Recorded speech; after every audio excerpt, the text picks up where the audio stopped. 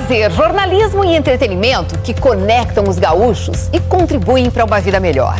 Nenhuma outra empresa dá tanta atenção às coisas da nossa terra e ao dia a dia do nosso povo.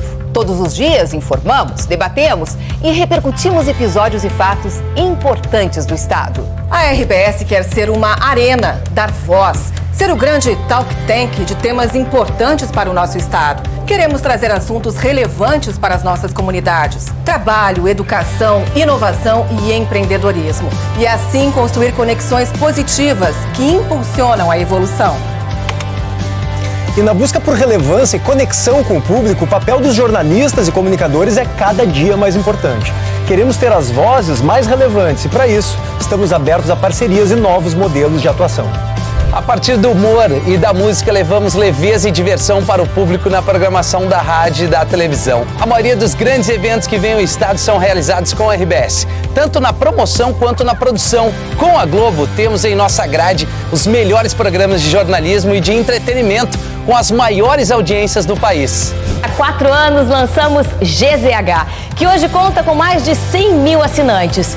E a meta para o futuro é audaciosa. Queremos aumentar a carteira de assinantes digitais em 50% nos próximos 3 anos e amplificar a atuação de todo o nosso portfólio digital, principalmente no esporte e no entretenimento. Interativo e segmentado. O rádio é sempre atual, é instantâneo, é móvel e pode ser consumido em qualquer lugar. Otimista com a TV aberta no Brasil, a RBS está atenta ao avanço pós-TV digital HD, que prevê tecnologias para personalizar conteúdo, direcionar a publicidade e trazer ainda mais funcionalidades e qualidade. A evolução dos aparelhos de televisão vai acelerar o surgimento de novidades. E pode ter certeza, vamos acompanhar essa transformação. A força da RBS no mercado publicitário reflete nossa forte relação com os gaúchos. Queremos ser parceiro de negócios das marcas que atuam em nosso estado. Acompanhamos a evolução.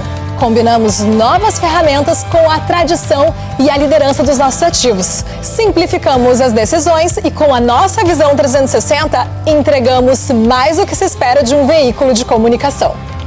E tudo isso só é possível graças às nossas pessoas. Quem trabalha na RBS acredita na comunicação e na diferença que ela faz, seja nos negócios dos clientes, seja na evolução da sociedade. São as pessoas que fazem a RBS ser a RBS.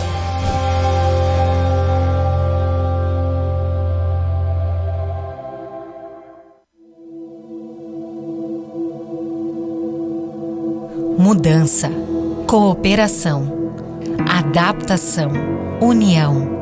Serão essas as palavras que ficarão na história como resumo de nosso tempo? A gente sabe que o mundo está em constante transformação. Estamos vivendo mudanças cada vez mais rápidas e que vieram para ficar. E por que falamos em cooperação?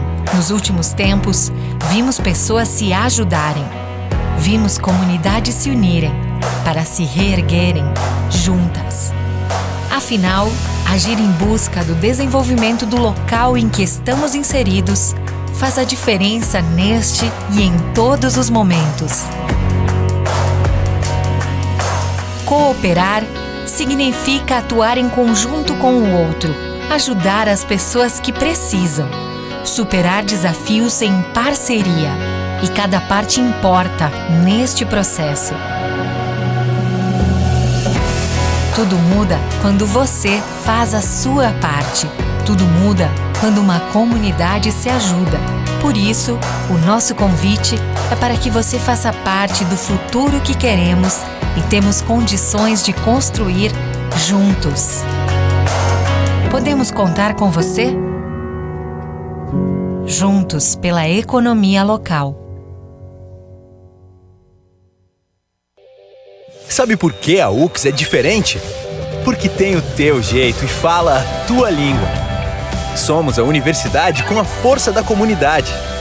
Uma universidade que olha para o futuro, que está no ranking das melhores do mundo, mas que também é daqui, a única da nossa região. Estude na UX. Acesse agora mesmo ux.br e saiba mais sobre cursos e formas de ingresso. UX, pessoas em movimento.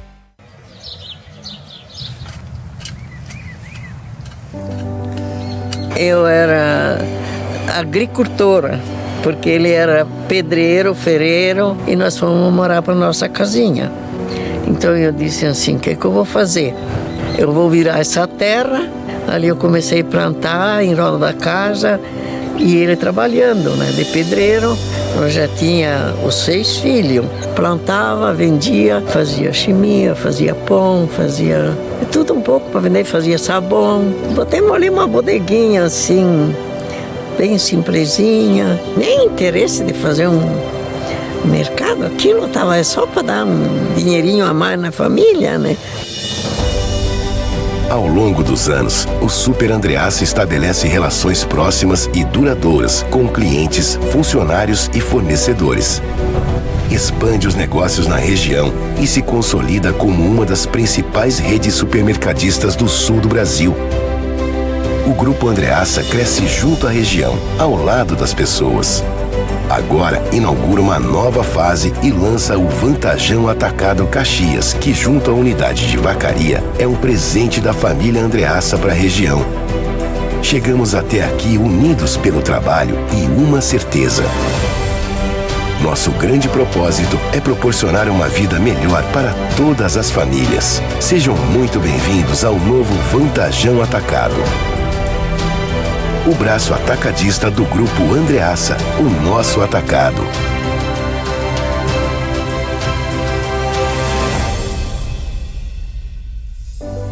Jamais eu plantei aquelas pequenas plantas que deu produto pensando numa coisa tão bonita que é hoje.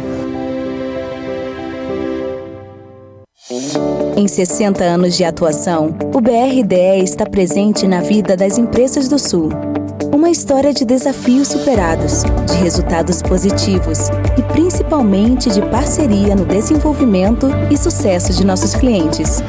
E nesses anos todos, nos orgulhamos de nossa marca ter se transformado em um dos pilares de fomento de toda a região Sul.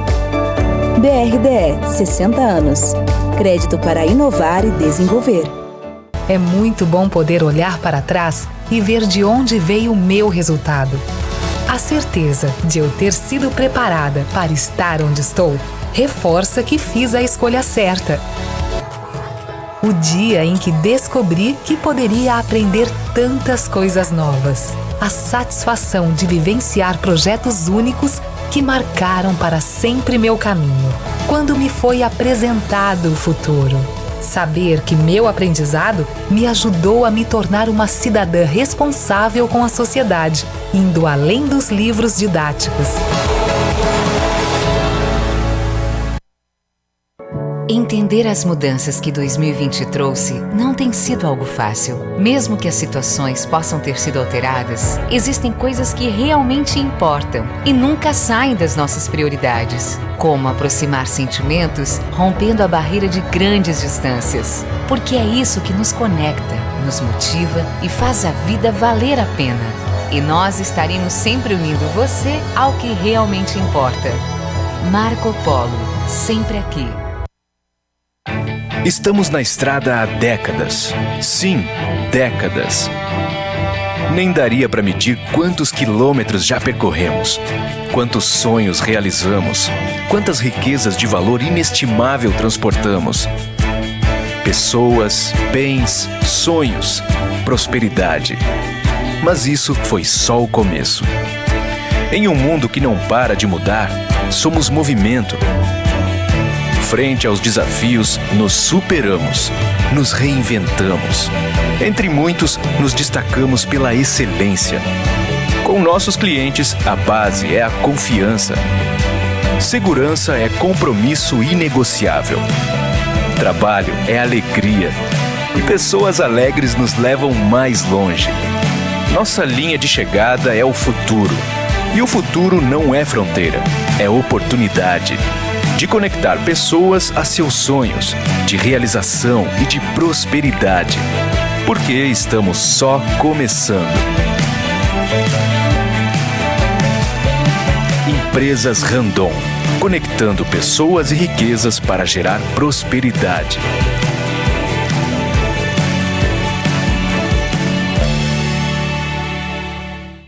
O conforto pra casa, a beleza beleza pra vida, o bom gosto em primeiro lugar.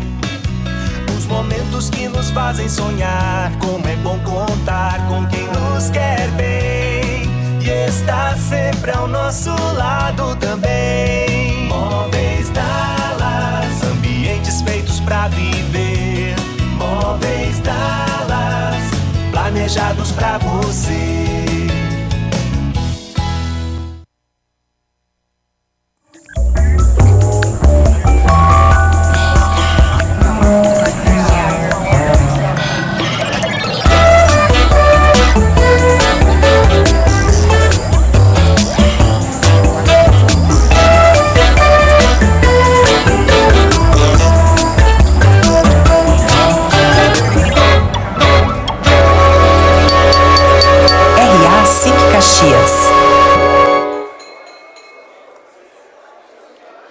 Bom dia. Bom dia, pessoal. Bem-vindos à nossa RA SIC Caxias. Agradecemos imensamente a presença de todos, do nosso presidente da entidade, Celestino Louro, e do nosso palestrante, Sérgio Saúde, que logo mais irá falar sobre o investimento no futuro. Acompanhem no telão e conheçam também as marcas que são nossas parceiras da RA SIC Caxias.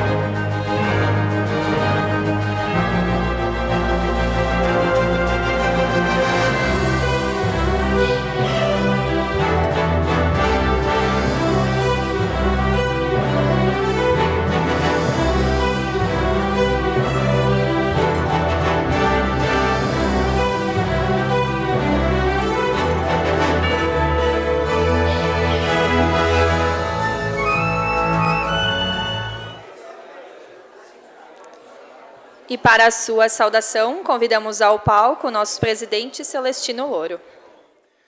Cumprimento nosso palestrante César Salti, a quem agradecemos a sua presença.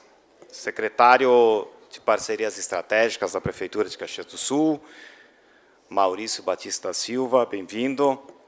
Vereadora Rose Frigeri, representando a Câmara de Vereadores, bem-vinda.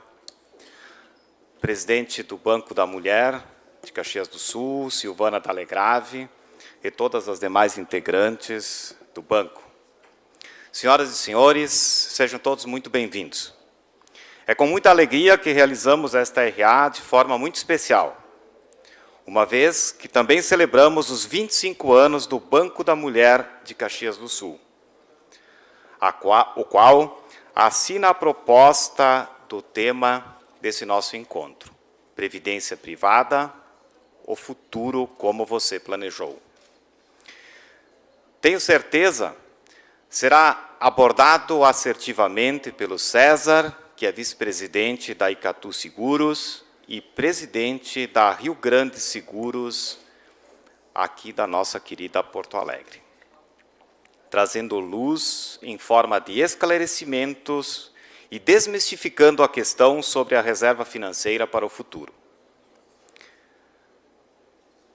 Algo que vai muito além de ser apenas um investimento para a aposentadoria, ou de ser visto como um plano conservador.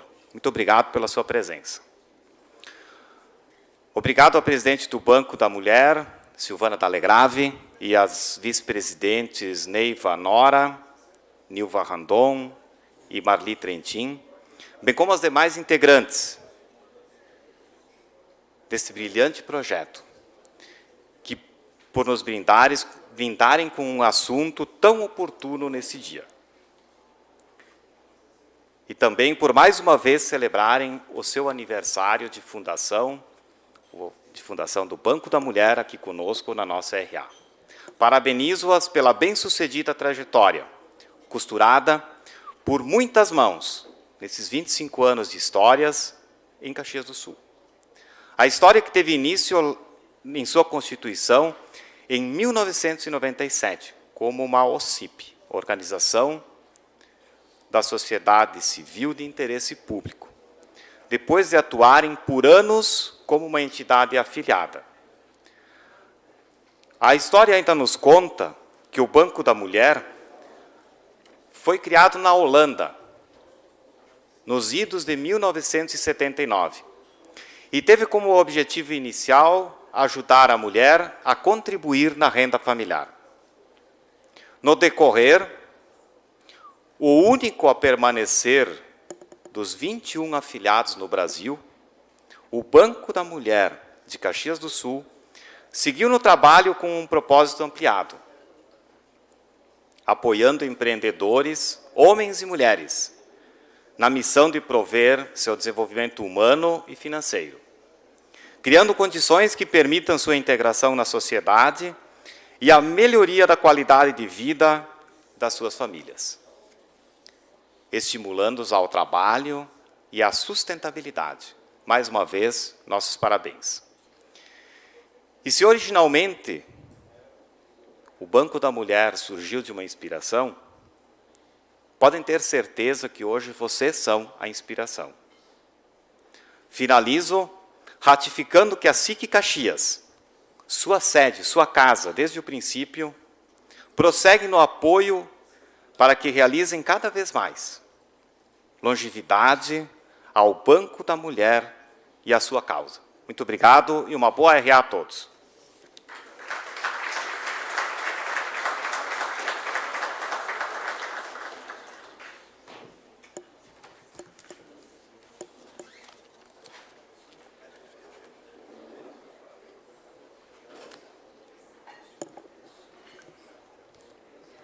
Senhoras e senhores, então, para a nossa palestra de hoje, convido ao palco o César, vice-presidente da Icatu Seguros e presidente da Rio Grande Seguros, que irá falar um pouquinho sobre previdência privada, o futuro como você planejou. César, bem-vindo.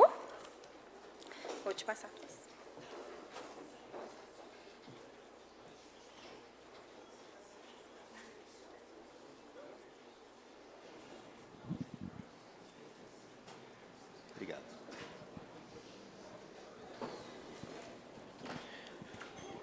Bom, gente, bom dia. Eu gosto de fazer um acordo de expectativa antes com relação ao tempo, né? Daí todo mundo fica tranquilo, mas me deram 30, 35 minutos e eu vou cumprir isso. Eu tenho mais ou menos 40 e poucas lâminas, então eu vou acelerar. A primeira parte, eu quase que me apresento, mas vou dispensar cumprir o protocolo, só para a gente ganhar tempo, peço licença aos nossos presidentes, né? Então, a primeira parte, eu quase que apresento um pouco o que nós somos enquanto empresa, por causa que eu gosto que as pessoas entendam o que nos habilita a falar do tema, né? Eu tenho 52 anos e fazem 27 anos que eu estou na mesma instituição e faço exatamente a mesma coisa. Então, eu tenho uma vida meio dedicada ao tema, vida, previdência e investimentos, tá? O que é a nossa empresa? Nossa empresa é uma empresa 100% brasileira. A primeira coisa que as pessoas questionam por causa do nome Icatu, do que é. A nossa empresa é da família Almeida Braga. O Braga foi o cara que inventou a Atlântica Boa Vista, uma seguradora das precursoras do seguro de pessoas no país. Então, ele fez a Atlântica, virou Atlântica Boa Vista, e depois ele funda a Bradesco Seguros, Bradesco Previdência, Bradesco Capitalização. Ele era o maior acionista da holding do Bradesco na física. Em algum momento, ele vende a participação e cria o Grupo Icatu. A família cria o Grupo Icatu. O Grupo Icatu é presidido pela irmã mais velha dos 4 irmãos, que é a Cátia Almeida Braga, e é um grupo 100% brasileiro. E Icatu é a rua no Rio que a família morou a vida toda. É a rua que o Braga morou a vida inteira, e é uma rua que é uma palavra do Tupi-Guarani, que significa Rio de Águas Límpidas. E quando a empresa foi criada, foi uma coisa interessante, por causa que quando a empresa é criada, eles estavam na dúvida sobre nome para o grupo, e aí vem o contador e diz o seguinte: enquanto vocês não decidem, vamos botar o endereço da família como o nome do grupo. E aí a família olha e diz: tá, mas é isso que a gente quer da empresa, uma empresa límpida, transparente, uma empresa brasileira, e aí o nome ficou, e esse é o nosso nome, é do Tupi-Guarani, e a tradução é tão simples quanto isso, uma empresa que busca ser uma empresa absolutamente transparente. Essa é um pouco da timeline, né? A família começa em 1935 com esse empreendimento na área de seguros, é uma família de portugueses. Eu entro no grupo em 95, né? E a gente hoje se caracteriza por ter muitas associações. Nós fizemos uma seguradora com o Banco do Estado do Rio Grande do Sul há 5 anos atrás. Eu sou o presidente dessa seguradora. É uma seguradora que eu me orgulho muito, porque uma seguradora que está no estado do Rio Grande do Sul consegue ser hoje uma das 12 maiores seguradoras do Brasil, só atuando no estado do Rio Grande do Sul. A gente vai faturar esse ano algo na ordem de 2,4 bilhões de reais, atuando única e exclusivamente no estado do Rio Grande do Sul. Então, é um exemplo de empreendedorismo que eu me orgulho de a gente fazer parte. Mas hoje a gente tem 140 parcerias de distribuição no Brasil. Então, produtos da Icatu estão dentro da Unicred, agora a operação de previdência da Unicred a nível Brasil é conosco, estão dentro do Sicredi, estão dentro do Banrisul, estão dentro do Banco do Nordeste, estão dentro de muitas e muitas e muitas instituições, e em corretoras e escritórios que trabalham conosco, como aqui em Caxias tem vários. Tá? Mas, então, só um pouco da nossa timeline, um pouco de quem nós somos e os nossos números. O ano passado, o nosso faturamento superou os 10 bilhões de reais no ano. Somos uma empresa com PL acima de 1,6 bi e uma empresa que sempre cresce. E, de novo, a gente está sempre com um ativo livre muito alto, porque a gente vai sempre reinvestindo. Agora, na quinta-feira, eu estou no Rio de Janeiro, na sexta-feira, participando de uma espécie de concorrência, de um leilão de venda da operação de seguros do Banco de Brasília, que, Deus queira, a gente se sagre vitoriosos também. Tá? Então, assim, só em matéria de números, 68 bilhões é o nosso movimento, nosso total de reserva sob administração. E aí um pouco de uma ligação que eu fiz, como eu vinha falar, via Banco da Mulher e via SIC, eu misturei um pouco o tema com a forma que a gente pensa, como a gente estruturou a empresa, e essa é uma coisa muito interessante. Nós não criamos uma seguradora há 30 anos atrás para ser uma companhia que viesse única e exclusivamente a concorrer com o banco. A companhia não foi instrumentalizada, ou criada, ou idealizada para concorrer com o banco. Ela foi instrumentalizada, idealizada para fazer o que a sociedade precisa. E aí eu fiz uma referência. Eu sou descendente de imigrantes, né? O primeiro lugar que eu trabalhei antes de trabalhar no Grupo Icatu foi na Cosecrer, que depois deu origem ao Sicredi. Meu avô era associado à Caixa Rural Raiffeisen, meu pai era associado de uma cooperativa de crédito. E quando eu entro para dentro do grupo, para ajudar a estruturar o que era a seguradora, o que eu tinha? Eu tinha acionistas com capital e experiência, e eles contrataram uma série de pessoas jovens para desenhar o futuro da companhia. E eu entro com alguns princípios cooperativos muito fortes. Então, a gente não vai estruturar uma empresa para concorrer com o banco. A gente vai fazer efetivamente o que a sociedade precisa. E a gente vai crescer por propósito e não por produto. E esse é... Desculpa. Esse é um ponto muito interessante. Tem um grande pensador americano chamado Simon Sinek, que ele fala muito sobre isso. Ele diz o seguinte: tem duas formas de tu estruturar a tua atuação. Ou é por produto, que tu vai trabalhar a característica, tu vai trabalhar preço, tu vai trabalhar benefício diferencial, ou é por propósito. Tu vai responder algumas questões básicas. Por que a tua empresa precisa existir para a sociedade? Por que o teu produto precisa existir para a sociedade? Que diferença tu faz para a sociedade? E aí uma outra forma de se posicionar, que a gente se comunica com propósito, com sentimento, com necessidade, com comportamento. Então, na hora de eu apresentar a Previdência para vocês, eu vou apresentar basicamente com propósito. Tá? Eu vou tentar fazer com que vocês saiam entendendo um pouco mais desse ambiente previdenciário. Tá? Como é que está esse mercado? É um mercado hoje que as seguradoras independentes administram 100 bilhões de reais, e desses 100 bilhões nós temos 45% na nossa instituição. Então, a comunicação por propósito tem dado certo, porque a gente tem 45% do mercado, e essa seguradora que a gente fez com o Banco do Estado do Rio Grande do Sul, que é a Rio Grande, que eu sou o presidente dela, ela já administra 3 bilhões de reais e esse ano, só no segundo semestre, vai fazer mais 1,5 bilhão de reservas que ela vai estar captando. Uma coisa interessante, a gente construiu uma seguradora com o Banco do Estado do Rio Grande do Sul, que hoje já responde por 30% do resultado do Banco do Estado do Rio Grande do Sul. Um banco centenário, né, que a gente construiu uma companhia há 5 anos e que vem o somatório do esforço da iniciativa privada com a tradição e seriedade de uma instituição pública. Do somatório, a gente está fazendo algo absurdamente emblemático. Ouso dizer que já é uma companhia com valor acima de 2 bilhões de reais. E isso eu vou conectar depois com um pouco do que eu vou estar falando sobre o mercado. Então, assim, nossa missão, efetivamente, é proteger para famílias ao longo de todo o ciclo de vida. Essa é a missão da existência, efetivamente, da nossa companhia. E o que a gente fez durante a pandemia? A gente aproveitou e a gente alterou a nossa marca. A gente fez o T do Icatu virar uma pessoa para ter a centralidade de tudo que a gente faz cada vez mais evidente, que a gente é uma empresa feita para pessoas, por pessoas, e esse é o nosso foco. A gente não se desvia. Tem seguradoras muito boas em automóvel, tem seguradoras muito boas em residencial, mas a gente não se desvia. Nosso foco é proteger a vida humana de riscos sociais.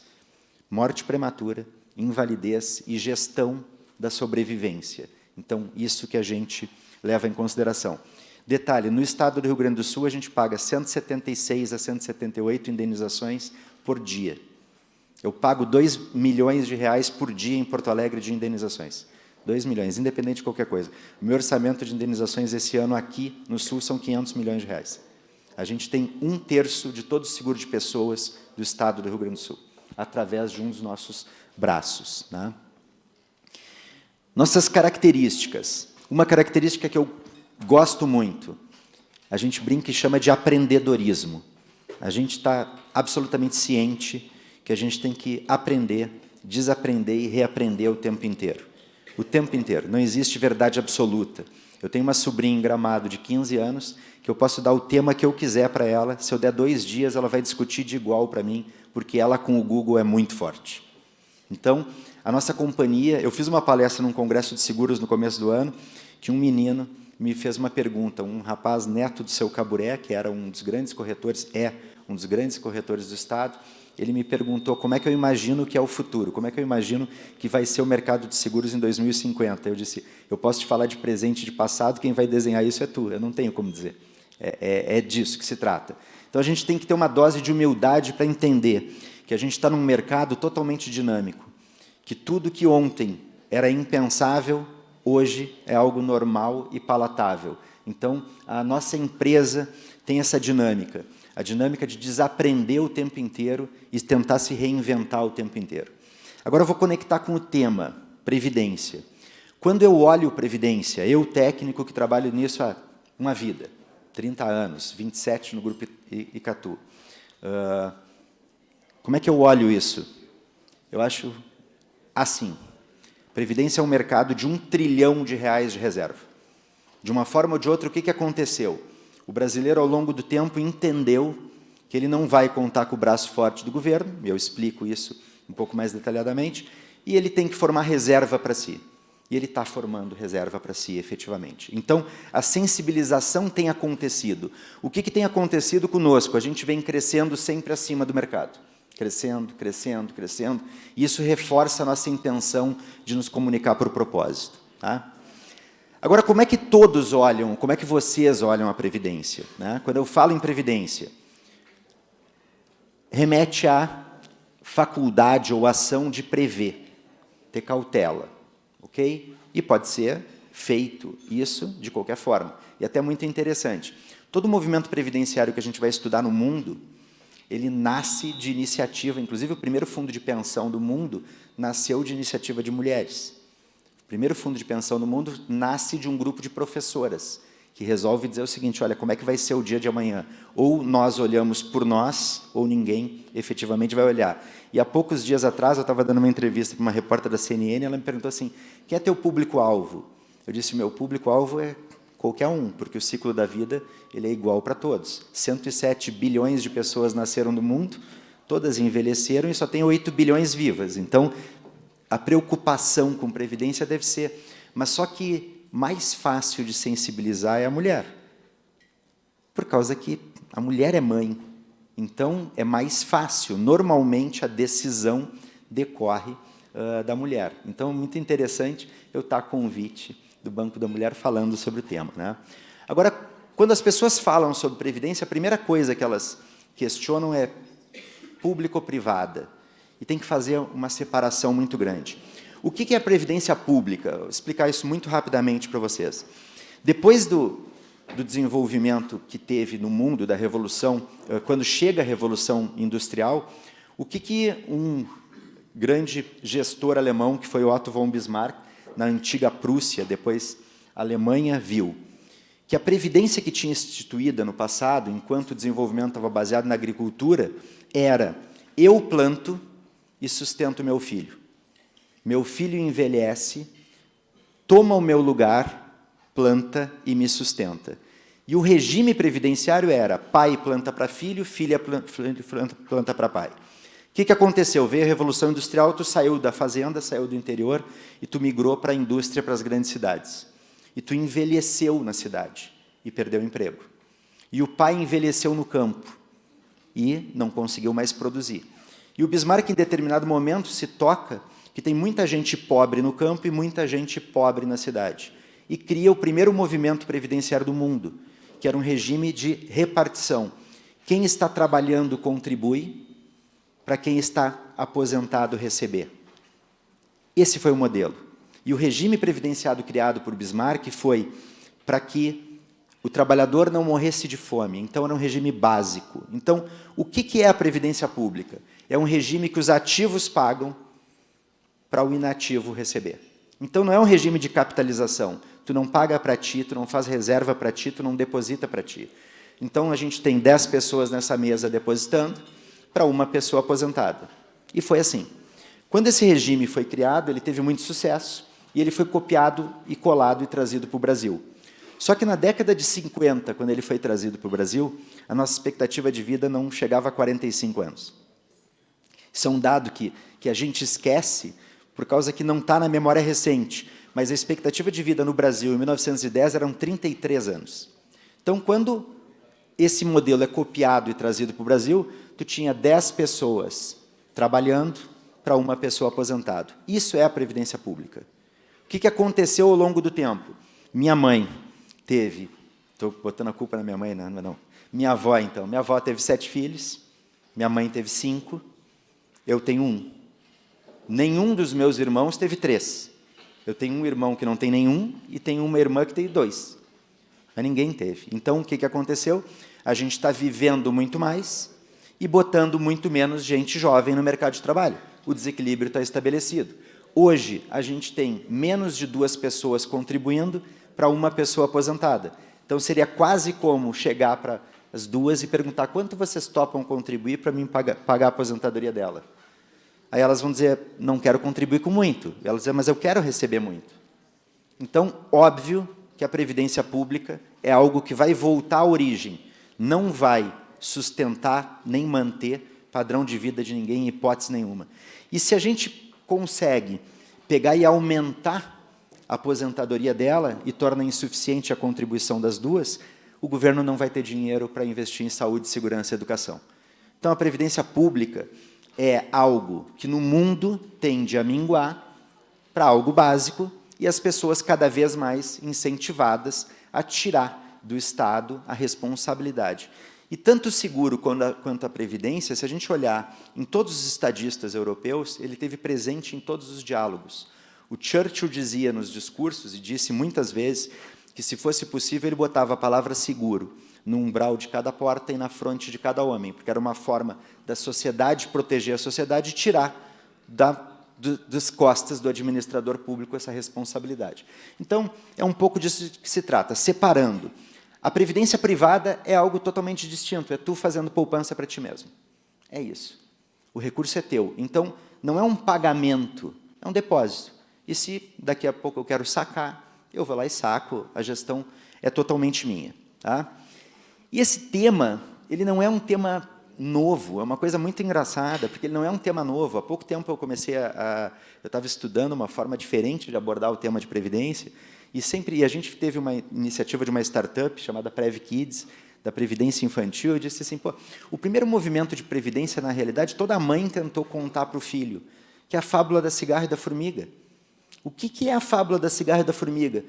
No dia de sol, planta e colhe. No inverno, dia de chuva, consome. O primeiro movimento de previdência, a primeira história que tentou criar um conceito previdenciário que eu entendi, que eu encontrei, foi de Esopo, 600 anos antes de Cristo. Então, Esopo dizia isso. Essa fábula da cigarra e da formiga foi trazida para a Europa com La Fontaine, e no século XVI e XVII, a fábula da cigarra e da formiga se disseminou na Europa. E na década de 50 veio para o Brasil com o Monteiro Lobato.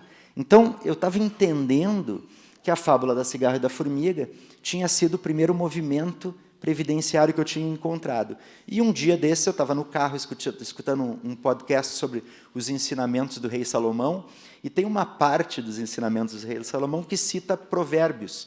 E aí, Provérbios 6, de 6 a 9, tem a seguinte colocação: observe a formiga preguiçoso, reflita nos caminhos dela e seja sábio. Isso é bíblico, é a Bíblia, né? Depois, em Provérbios 7, tem: ela não tem chefe, nem supervisor, nem governante. E ainda assim armazena suas provisões no verão, e na época da colheita ajunta seu alimento. Até quando você vai ficar deitado preguiçoso? Aí eu, no carro, parei e disse, pô, então não foi Esopo só. Não é Esopo, não é Jean de La Fontaine. Na realidade, o conceito é um conceito muito antigo. O problema, e aí citando minha mãe, né, o problema é que a minha mãe diz, a gente não é mal ensinado, a gente só é mal aprendido, né? Então é um pouco disso que se trata. Tá? E o conceito é muito simples. O conceito da previdência privada é exatamente esse.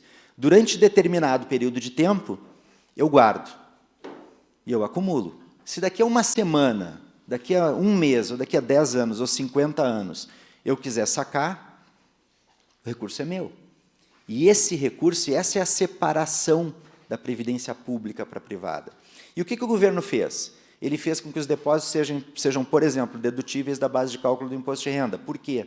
Porque o governo está dizendo o seguinte, se tu for contribuir e me tirar para ti mesmo, e me tirar a responsabilidade, não precisa pagar imposto sobre isso. Então, ele criou diferimento, ele criou uma série de mecanismos para, de uma forma sutil, estar incentivando isso. Mas tem um segundo conceito que a gente tem que colocar. Se é tão latente, se está há tanto tempo sendo, por que a reserva no Brasil é 1 trilhão e não são 10 trilhões? Por que a reserva ainda é tímida perto da potencialidade?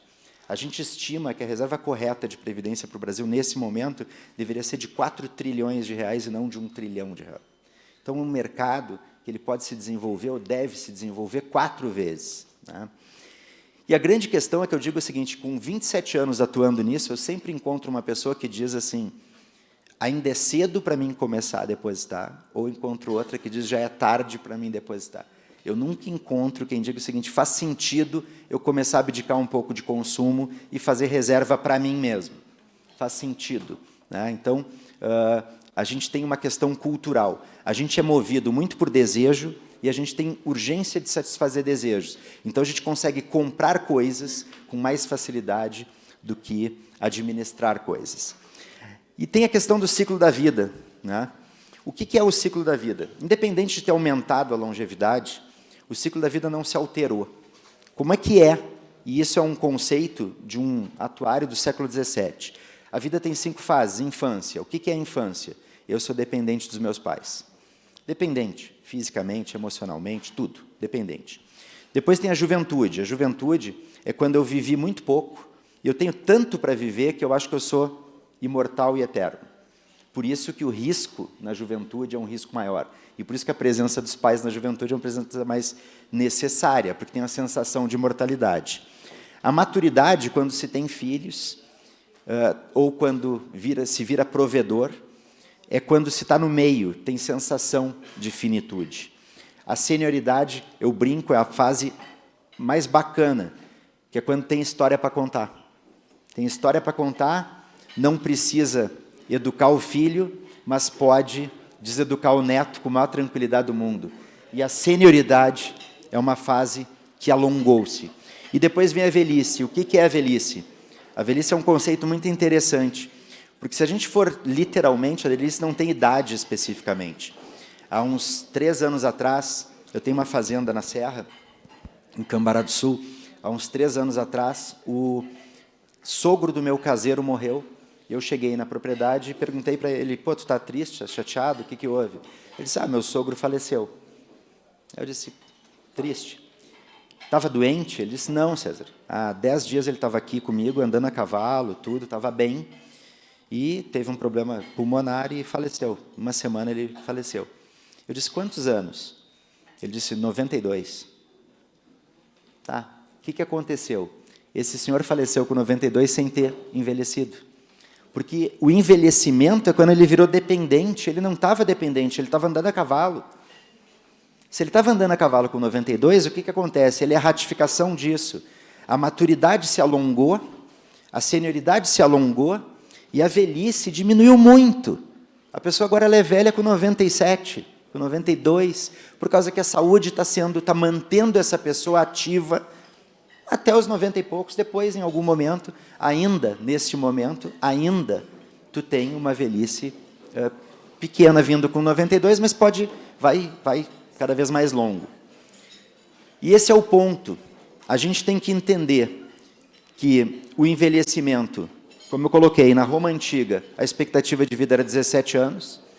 Uma vez eu estava em Roma com a minha esposa e a gente estava num museu em Roma e ela estava olhando umas estátuas que ficavam em cima de uns túmulos e ela disse, pô, em Roma todo mundo vinha na academia, né, porque era todo mundo musculoso. Eu disse, em Roma morreu com 17, né, ele não vivia o suficiente para pegar gordura no corpo, não dava tempo, né? Então, o ciclo que se estabeleceu e o que se mudou foi isso. No Brasil, em 1910, era 33 anos.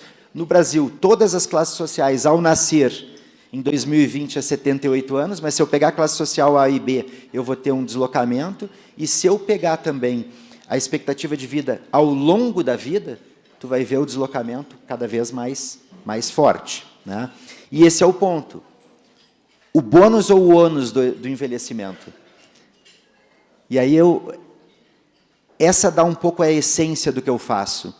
Quem formou reserva, quem não tem a preocupação com a questão financeira, ela tem o bônus do envelhecimento, por causa que ela chega com mais idade muito bem, com história para contar. E o ônus do envelhecimento, que é a preocupação maior, a perda de capacidade financeira ao longo do tempo, tira a dignidade.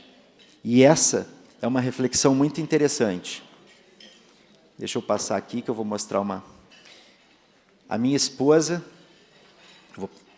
a minha nora e a minha sobrinha. Eu estava olhando quem elas seguem em redes sociais. E a minha esposa é design de joias, a minha esposa segue essa senhora, Iris Apfel, 100 anos, uma influenciadora que tem 2 milhões de seguidores. A minha nora é design de moda, desenha moda. E eu estava vendo, e a minha nora segue essa senhora, Helena, 79 anos, fundadora de uma empresa de lingerie depois dos 60. E a minha sobrinha, que é atleta, eu estava vendo, ela segue essa canadense, John McDonald, 75 anos, 1,6 milhões de seguidores. E isso, para mim, instrumentalizou o racional. Porque essas pessoas, na realidade, elas não estão fazendo porque elas precisam, elas estão fazendo porque elas querem. Desculpa que eu passei ao contrário. Ai, só um minutinho que eu me perdi, gente.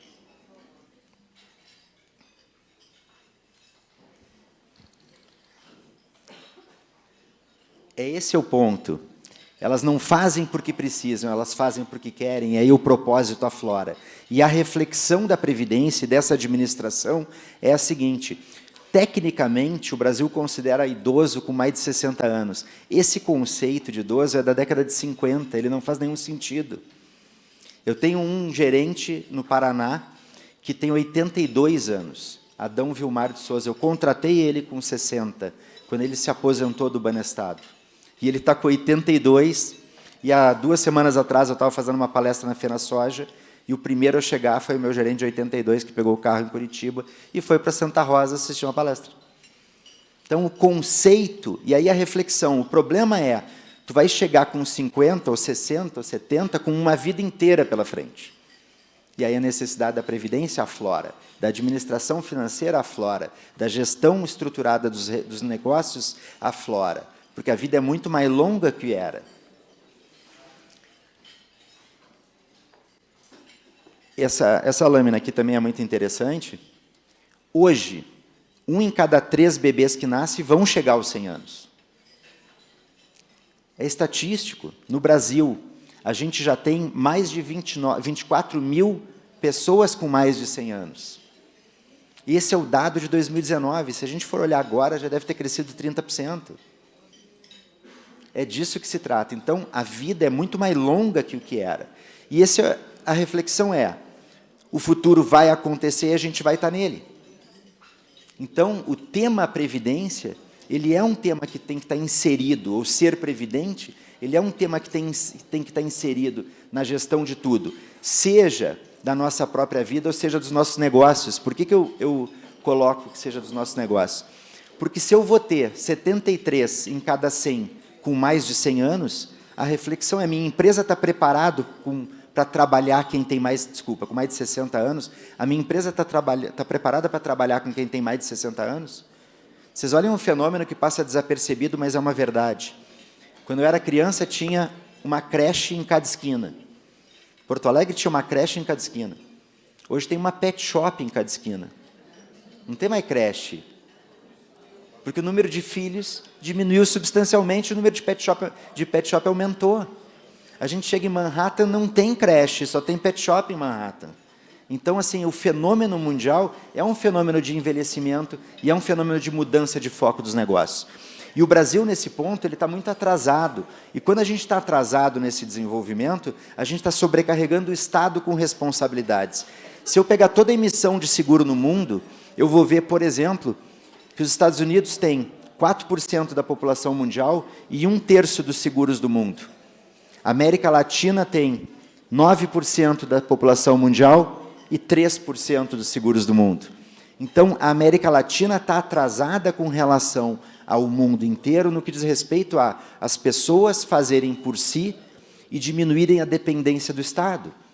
Em todos os continentes, a gente vê o mercado de seguros e previdência tendo mais representatividade. E agora é um momento positivo, por causa que a gente olha, isso é a capacidade desse mercado se desenvolver muito. É a capacidade dos governos passarem a incentivar isso de uma forma ou de outra e a dependência do Estado diminuir. E aí uma tese que eu gosto muito de bater, a gente tem que ser realista e construir efetivamente o nosso próprio futuro. Eu acho que a gente canta no hino nacional, com ênfase demais, o deitado eternamente em berço esplêndido. E deitado eternamente em berço esplêndido, principalmente ao som do mar e à luz do céu profundo, cria quase que, desculpem, quase que uma vagabundagem assim reflexiva. E a gente não tem que fazer isso. A gente tem que inverter o processo e construir o que é o impávido colosso, efetivamente. Então, as pessoas têm que fazer por si, pelos seus negócios, pelas suas empresas. A dependência do Estado tem que ser cada vez menor. E aí a gente bota o Brasil no patamar que ele efetivamente merece.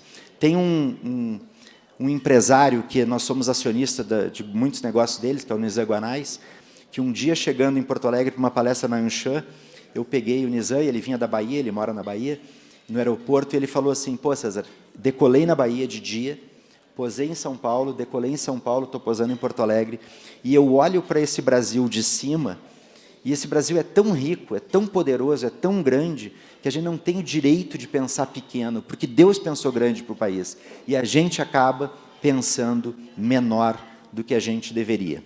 Tá? O que a gente pensa enquanto Icatu e por que nós somos uma empresa brasileira focada no Brasil? Há pouco tempo atrás a gente estava fazendo roadshow em outros países para verificar a expansão para aquisição de seguradoras de operação de seguro no Chile, na Colômbia, em alguns países. O Brasil tem tanto para fazer. O Brasil tem uma dimensão continental, 8,5 milhões de quilômetros quadrados. 22% só da nossa área é utilizada com produção primária e 3,5% usada para cidades e infraestrutura. Era mais proveitoso para mim, ao invés de abrir uma operação no Chile, abrir no Oeste Catarinense, por causa que o PIB que eu tenho para conquistar no Oeste Catarinense é maior que eu teria para conquistar em alguns países no meu ambiente.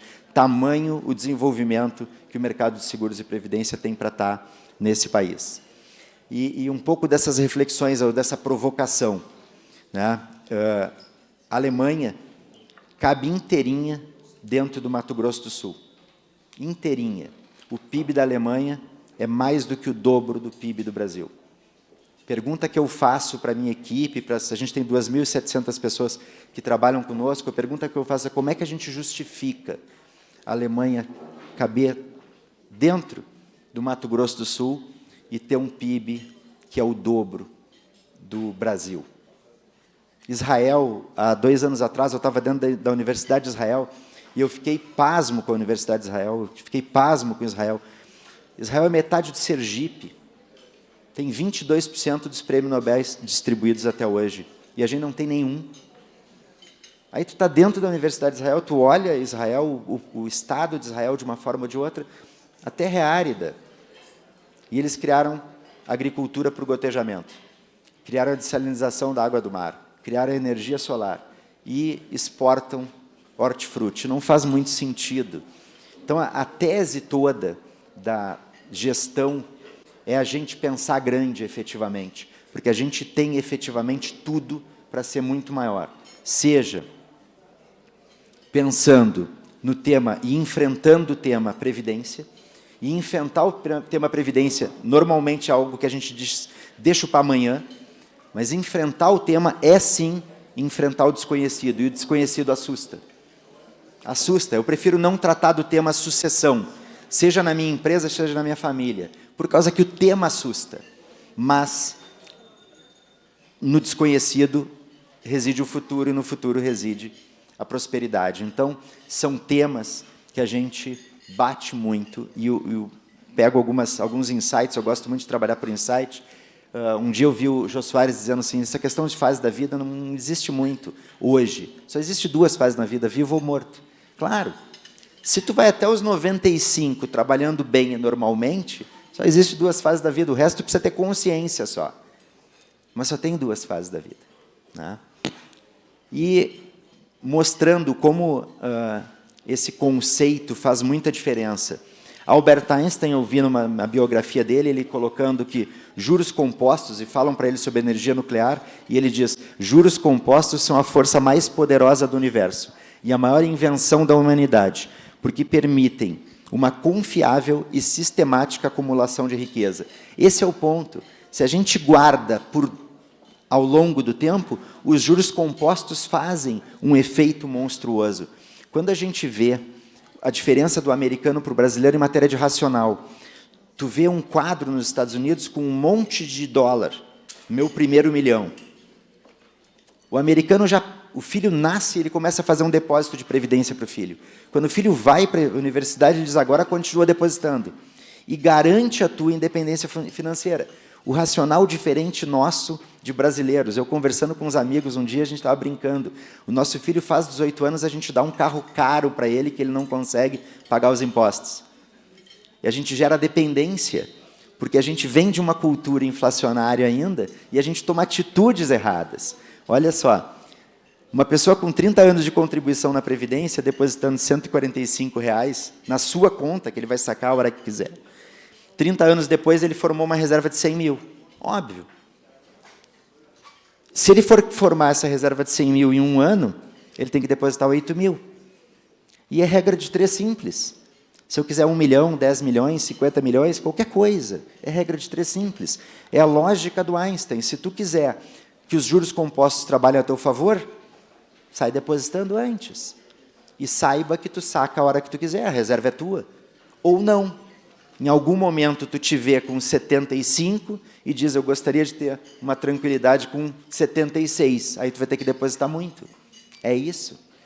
Um dia, fazendo focus group com os clientes, com uma série de clientes, eu escutei focus group, tu chama alguns clientes, bota numa sala, bota um psicólogo, ele faz perguntas, do outro lado tem um psicólogo que interpreta e te diz por que o teu cliente está comprando. E aí, perguntando esse psicólogo para algumas pessoas, um disse assim, eu gosto muito de previdência, por causa que alguém vai lá e tira um dinheiro de mim, e quando eu vejo, eu tenho uma baita poupança, que garante a minha tranquilidade. Eu fiquei pensando, como assim tira um dinheiro? Ninguém tira dinheiro de ti, é teu. Mas ele não tem educação para depositar espontaneamente. Então, ele prefere que debitem nele, formem uma reserva e que ele só olhe o extrato uma vez por ano. E essa é outra coisa engraçada. O extrato é online, tudo é online, tu entra na internet e vê. O maior ofensor de quem está fazendo previdência é o extrato que tu manda para a declaração de imposto de renda. Porque muitas vezes a pessoa olha e diz, pô, guardei um dinheiro muito bacana, vou gastar. E aí ela prejudica o próprio projeto que ela fez de acumulação. Benefícios da Previdência, só para entrar na característica efetiva de produto, a gente forma uma reserva que, diferente de um investimento tradicional, tu pode converter em renda mensal. Se quiser, pode converter em renda mensal. Ponto. A rentabilidade, ela tende a ser superior de muitos investimentos, por causa que o governo não cobra imposto de renda sobre ganho de capital. Então, ela tem vantagens ao longo do desenvolvimento. Mantém, ou é um investimento que pode complementar a manutenção do padrão de vida, esse é um ponto interessante. A aposentadoria do setor público nunca vai manter padrão de vida, ela vai pagar algo conforme o que ela tiver condição de pagar naquele momento. Conforme vai diminuindo o número de depositantes, vai diminuir o teto da aposentadoria. Há uns anos atrás eram 20 salários mínimos, baixaram para 10, criaram o fator previdenciário. Então, a previdência pública ela pode ser complementada com a privada. É um investimento muito fácil. Hoje, enquanto Icatu, nós temos 83 gestores, não, 83 foi o número de fundos que a gente abriu ano passado. 103 gestores e mais de 400 fundos. Então, tem fundos com qualquer característica. A gente controla o quanto quer depositar, não quer depositar, e permite sucessão. Isso é uma coisa interessantíssima, porque a sucessão da reserva de previdência não entra em inventário. Então, a reserva de previdência eu constituo para os meus filhos, netos, e na minha falta, quando eu estou vivo, eu posso sacar a hora que eu quiser, na minha falta não entra em inventário e todos recebem. Então, a reserva de previdência, pelo fator também de não entrar em inventário, permite uma administração diferenciada. Então, eu vou deixar de forma diferente as reservas de previdência que eu tenho, que eu formei. Isento de imposto de renda, né?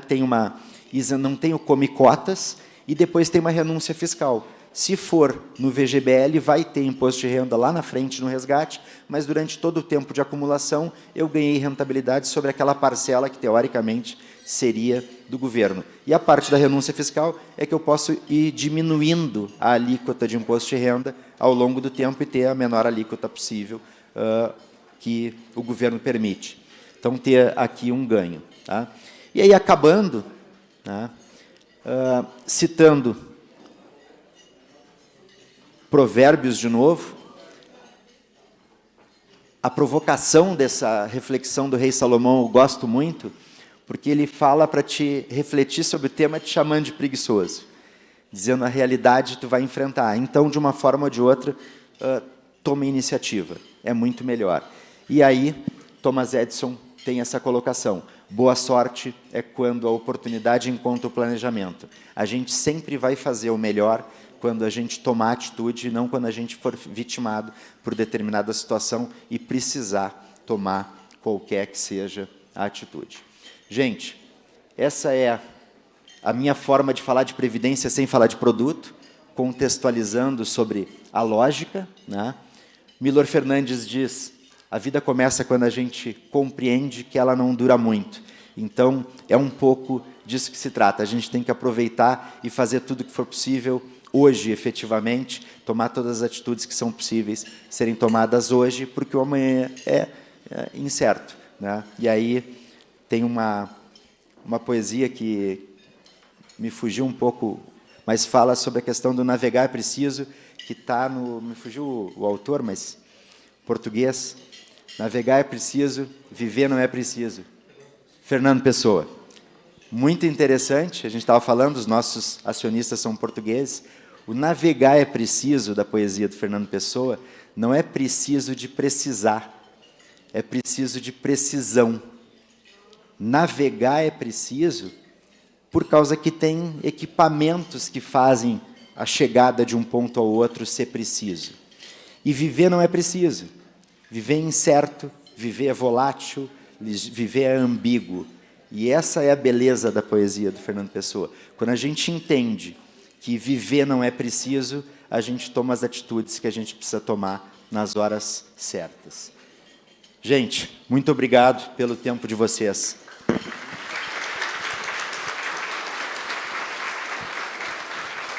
Vai aguardar aqui no palco.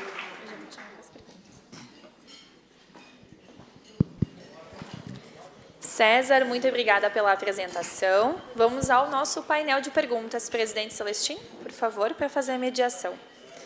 Quem quiser fazer perguntas, só levantar a mão. A nossa equipe vai entregar, então, o formulário de perguntas para quem solicitar. Obrigado, presidente. Com você. César, parabéns pelas tuas colocações esclarecedoras e pela maneira didática e desapaixonada que você tratou o tema Previdência Pública.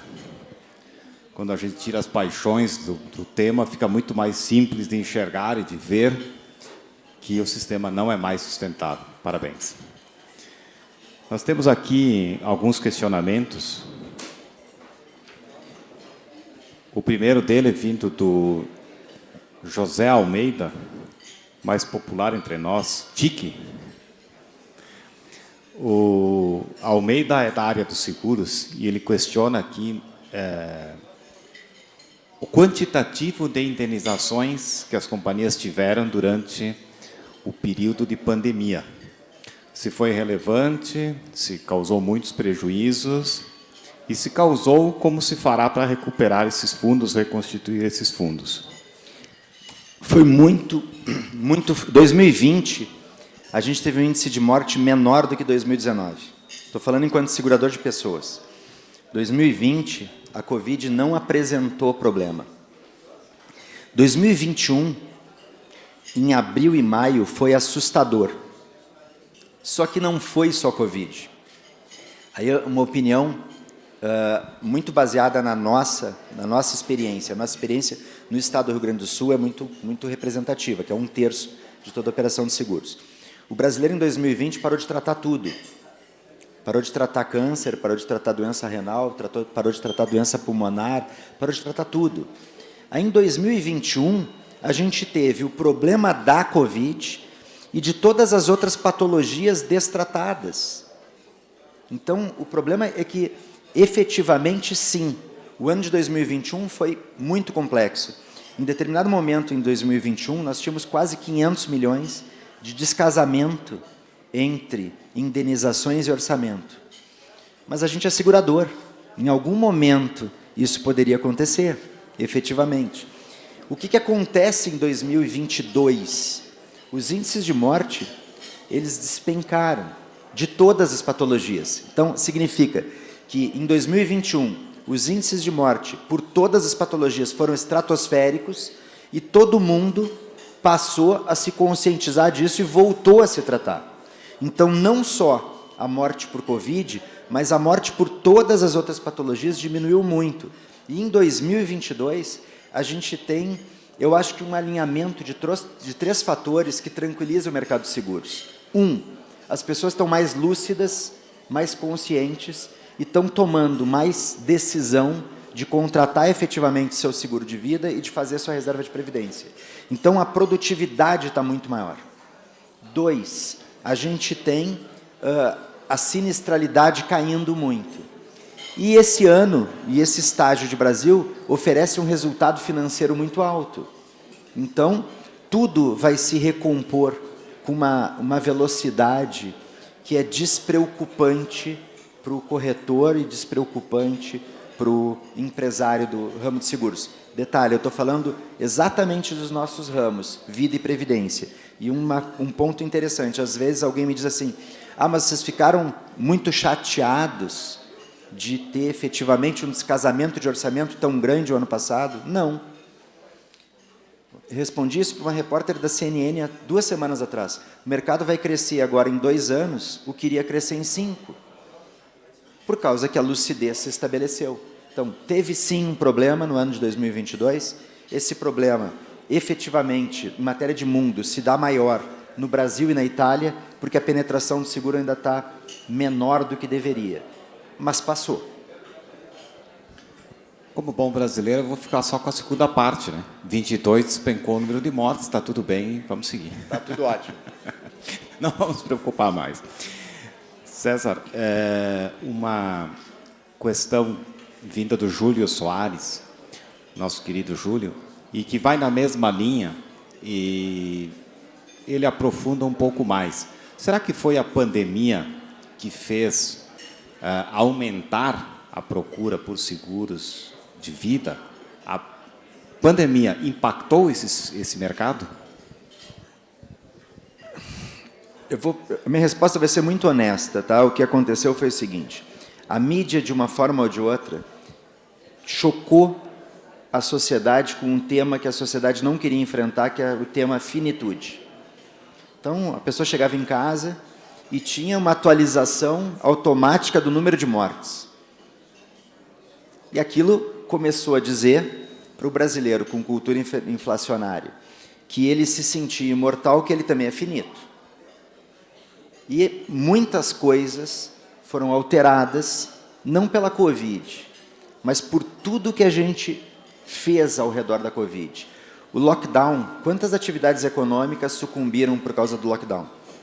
Será que esse pequeno empresário vai querer correr o risco de enfrentar um lockdown, que Deus queira que nunca exista mais, sem ter reserva? Muitas cidades, com muitas atividades, tinham um fluxo de caixa contínuo e tiveram que interromper por causa do lockdown, por exemplo. Então, as reservas de previdência estão aumentando, porque as pessoas estão sendo mais previdentes. Então, eu acho que não foi só a Covid, foi a forma que o mundo interpretou a Covid. Mas a gente tem que tirar algo de positivo nisso. A gente sai mais humilde desse processo. A gente enfrenta temas difíceis como sucessão com mais humildade, né? Então, eu acho que tem que olhar o lado positivo disso. Eu acho que o Brasil sai mais forte, eu acho que as pessoas saem mais fortes, eu acho que as empresas saem mais fortes. E nós, em matéria de mercado segurador, sim, saímos com um mercado que talvez recupere mais rápido a defasagem que a gente tem de outros países e outros continentes. Muito bem. Nós temos um questionamento aqui do Daniel. O Daniel é nosso diretor aqui da casa e também é lá da Sicredi Pioneira. Ele faz 3 questionamentos, e com a tua permissão, Daniel, eu vou juntar 2 e deixar um para o final, porque eu acho que ele é mais amplo. Ele questiona: qual é a idade recomendada para iniciar uma previdência privada? E também, dentro da mesma linha, é estratégico oferecer previdência aos funcionários como um benefício? Vamos lá, a idade recomendada para fazer previdência é o quanto antes. Os meus sobrinhos, quando nasceram, eu fiz um depósito de previdência para eles. É o quanto antes. Ele vai fazendo uma reserva de poupança, que se quando ele entrar na faculdade ele quiser usar, ele pode. Se ele quiser usar para comprar um carro, ele pode. Se ele quiser usar para ter uma renda boa no futuro, ele pode. Então, o tempo para trabalhar ao seu favor é imprescindível. E não existe muita idade para isso. Ah, mas eu tenho 50, eu tenho 60, grande coisa, em algum momento vai ter 90. Então, quanto antes a gente começar a formar uma reserva de previdência, melhor. O tempo trabalhar a teu favor é imprescindível. A previdência como benefício, eu acho que sim, tá? A previdência como benefício para os funcionários, ela tem uma função educativa também. Ela tem uma função educativa. Se a gente for olhar o tema previdência, ele vai pairar de forma subliminar a muita coisa. Tem uma música também que fala: se eu acordo preocupado com a conta no banco, que eu não tenho dinheiro para pagar, isso me aflige, papapá, e não me deixa viver. Esse é o ponto. Então, assim, a previdência como benefício para o funcionário ajuda que o funcionário tenha educação financeira. E a educação financeira é um ponto crucial para o desenvolvimento das instituições. E a outra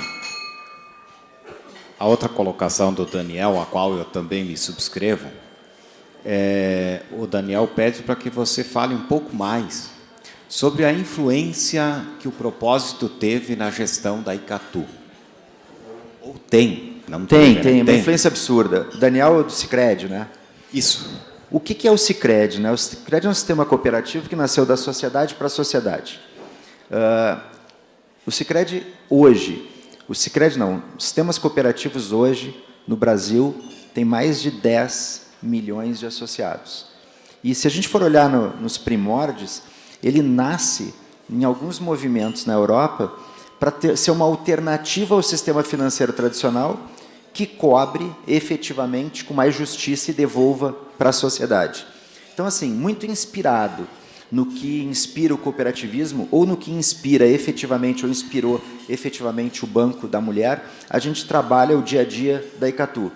A gente trabalha querendo se comunicar com um propósito. Eu saio de casa entendendo o seguinte: se eu conseguir disseminar o tema seguro e alguém que está próximo de mim falecer, a família vai estar acolhida. Se eu conseguir disseminar o tema previdência e alguém próximo de mim falecer, a família vai ter reserva para fazer a administração do próprio patrimônio. Vou dar um exemplo pessoal. Há um tempo atrás, um vizinho meu, numa propriedade rural, me disse, eu elogiei a propriedade dele, e ele falou para mim assim, olha, César, o que me preocupa é que eu tenho 2 filhos. Um mora no Brasil e trabalha o negócio, e outro mora nos Estados Unidos e não gosta do campo. Quando eu morrer, a minha propriedade vai ter que ser separada. E ela perde a viabilidade econômica. E eu falei para ele, mas por que tu não resolve isso com um produto de seguro ou de previdência? Ele, como assim? Tu pega um pouco da produção da tua propriedade efetiva e vai criando reserva. Vai criando reserva e em determinado momento tu deixa para um a reserva e para outra a propriedade. E tu tira o fluxo do próprio negócio. E enquanto essa reserva não estiver criada, tu faz um seguro. E aí tu beneficia um com capital e o outro com o patrimônio. Isso pode ser administrado. E ele me olhou e disse, mas não pode ser tão simples. Eu digo, conversa com o teu advogado, com o teu contador. É simples. Passado uns dias, ele me disse, tu vai vir para cá, para a Serra de novo, quando? Eu disse, por quê? Ele disse, eu quero fazer um churrasco para vocês. Para ti, para tua família, porque tu resolveu um problema para mim. Esse é o ponto. O seguro, ele tem que ser enfrentado à previdência de forma como uma ferramenta para a administração das minhas angústias ou dos meus problemas. E aí eu pacifico. Então tem sim uma visão de propósito maior do que a visão de produto. Produto é commodity. Se alguém fizer um produto muito bom que eu não tenho, eu copio e colo. Se eu fizer um produto muito bom que alguém não tem, pode copiar e colar. A diferença está nas pessoas e está na execução. Essa é a diferença. Pessoas boas com produto bom criam mercado. Pessoas boas com mercado interessante criam produto. Mas a diferença está nas pessoas. E aí, respondendo ao colega do Sicredi, a diferença de tudo é o propósito que está por detrás das pessoas. Que bom. César, mais uma vez, muito obrigado por ter escolhido a SIC para estar no dia de hoje. Com certeza você teria uma série de outros afazeres, mas escolheu estar conosco, compartilhar um pouco do teu conhecimento conosco. Muito obrigado. E vamos encerrando por aqui. Se quiser fazer as suas manifestações finais, os seus agradecimentos, enfim, está disponível. Parabéns, obrigado. Parabéns ao Banco da Mulher. Um privilégio ver o que vocês fizeram, e eu estava comentando, se a Icatu puder ajudar em alguma coisa, a gente vai estar à disposição também. Tá? Muito obrigado, gente. Muito obrigado a todos. Fran.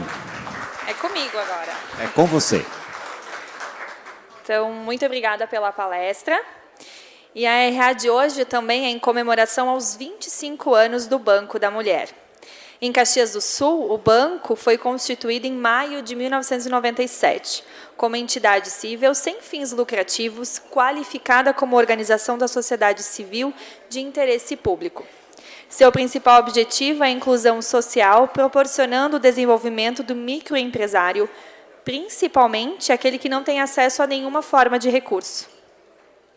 O Banco da Mulher é administrado por um grupo de mulheres voluntárias, tendo como atual diretoria a Silvana D'Alegrave como presidente, a Neiva Nora como vice-presidente e as diretoras Nilva Terezinha Randon e Marli Marcílio Trentin. E para que conheçam um pouquinho mais sobre as ações do Banco da Mulher, assistam ao telão o vídeo. Nascemos para crescer, para evoluir. Com o Banco da Mulher, esses aspectos ultrapassam as regras naturais e se torna uma missão. Com o propósito de promover o desenvolvimento financeiro saudável e humano, o Banco da Mulher fomenta uma cultura social mais forte. Por meio do microcrédito, novos negócios são criados, antigos negócios se estabilizam e se desenvolvem. O Banco da Mulher oferece empréstimos que se adaptam à realidade de cada negócio. Acreditar em projetos que agreguem uma mudança sustentável na sociedade é o que move o Banco da Mulher, que desde 1997 atua no setor de empréstimos a empreendedores do futuro. Com práticas fiéis às preconizadas em sua fundação, até hoje, o Banco da Mulher de Caxias do Sul trabalha com esforços voluntários. Banco da Mulher, tradição e carinho, construindo uma sociedade melhor.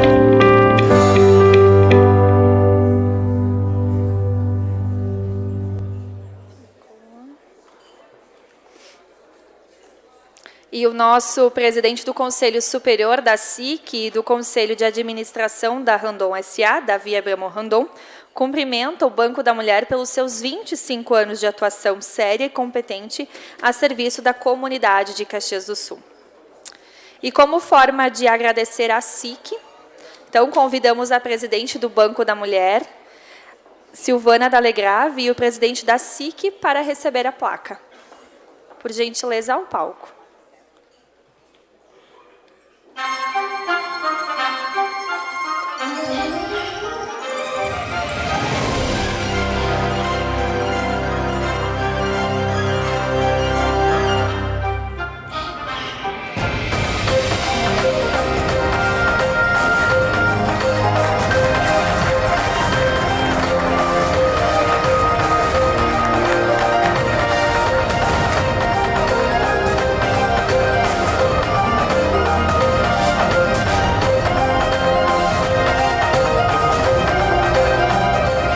Agora, convidamos para que integrem a foto as integrantes do Banco da Mulher, o nosso presidente do Conselho Deliberativo da SIC, o Emir José Alves da Silva, os nossos vice-presidentes, Idalice, Rubem e Eduardo. Por gentileza, ao palco.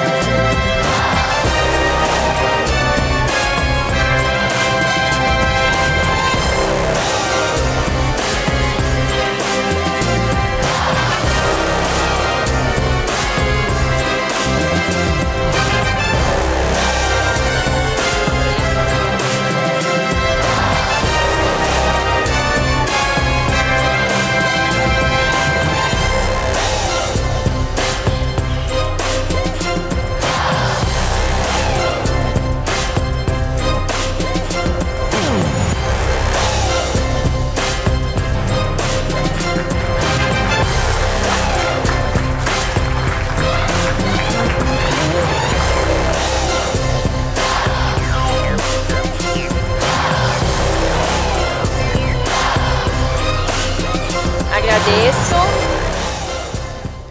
Desçam por aqui.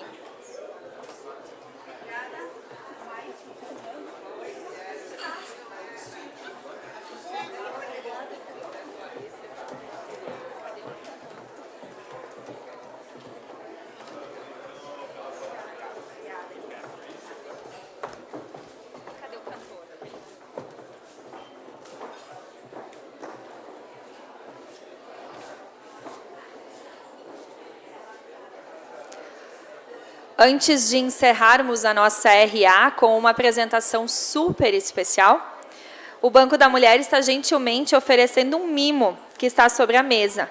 Então, elas pediram para que vocês não esqueçam de levar ele. E convidamos ao palco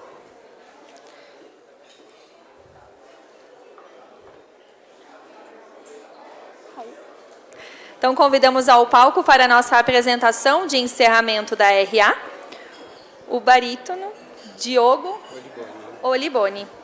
Diogo, vou deixar organizado para ti, tá? Eu vou baixar. Acho que atrapalha assim? Não. Não?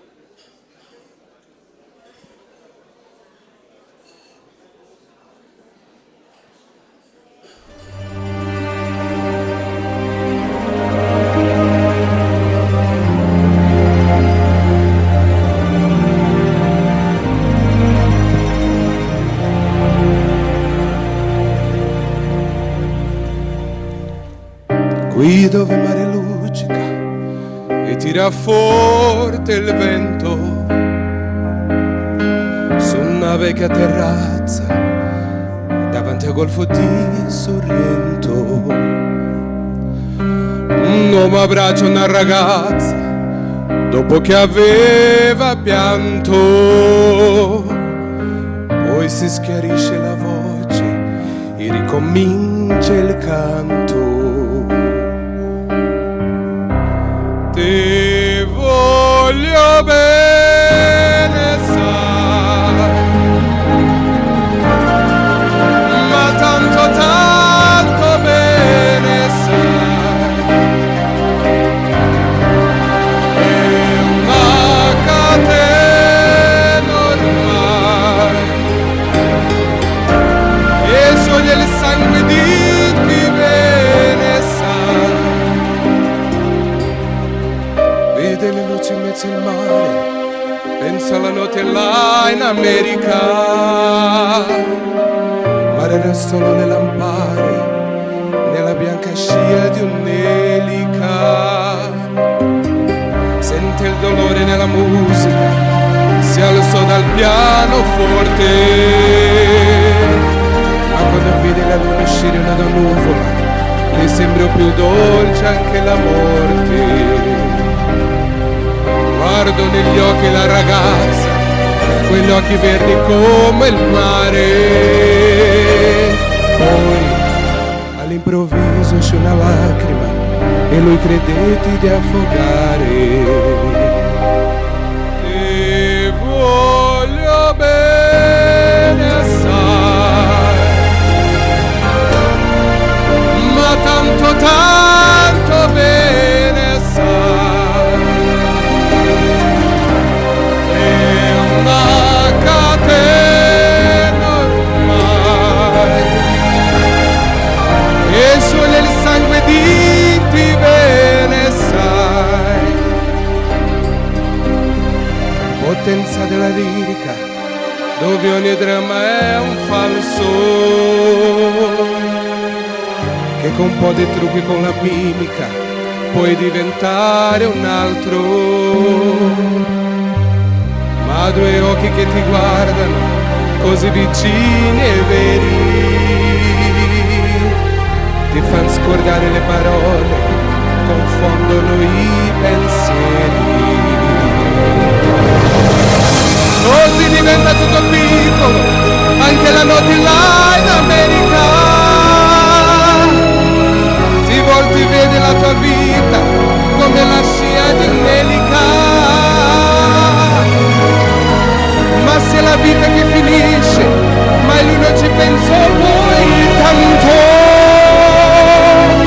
Anzi, si sentiva la felice e ricominciò il suo canto.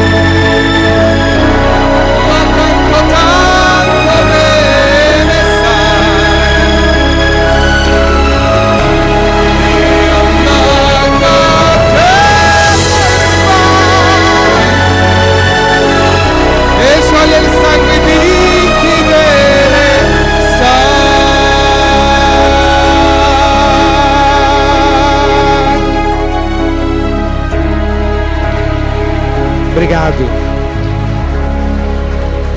Muito obrigado.